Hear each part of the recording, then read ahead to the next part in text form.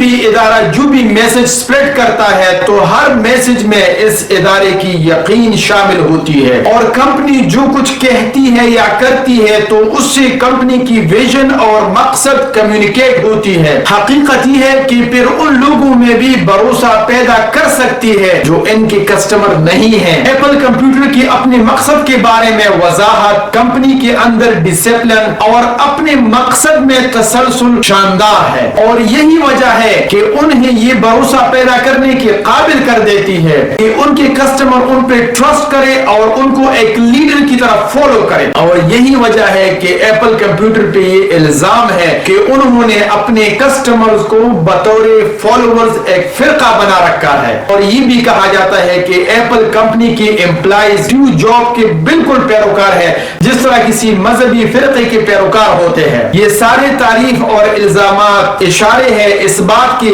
کہ لوگوں نے ایپل کمپیوٹر کے مقصد کو قبول کیا اور اسے اپنا لیا ہے، اور ایپل کمپیوٹر کے ایکسپرٹ پروڈکٹس اور مارکیٹنگ کو بطور لائف سٹائل پیش کرتے ہیں، یہاں تک کہ جو لوگ ایپل کے پروڈکٹس کو پسند کرتے ہیں تو ایپل کمپیوٹر جو کچھ کرتا ہے لوگ اسے اپنا شناخت بنا لیتے ہیں، اور ہم اسے لائف سٹائل مارکیٹنگ کہتے ہیں کیونکہ لوگ کمرشل پروڈکٹس کو اپنے ذاتی زندگی کے لائف سٹائل کے ساتھ میچ کر لیتے ہیں۔ اور سائمن سینیک کہتا ہے کہ میں نے اپنی پوری کتاب میں ایپل کمپیوٹرز کا تذکرہ اس لیے اتنے کثرت سے کر لیا ہے کہ ایپل کا نظام اتنا منظم ہے کہ وہ جو کچھ بھی کرتا ہے یا جو چیز بھی بناتا ہے تو اس سے اس کا ویژن بالکل واضح طور پر نظر آتا ہے، چاہے آپ اسے پسند کرتے ہیں یا ناپسند۔ لیکن یقین جانیے ایپل کے ہر ایک پروڈکٹ سے آپ کو یہ واضح طور پر نظر آئے گا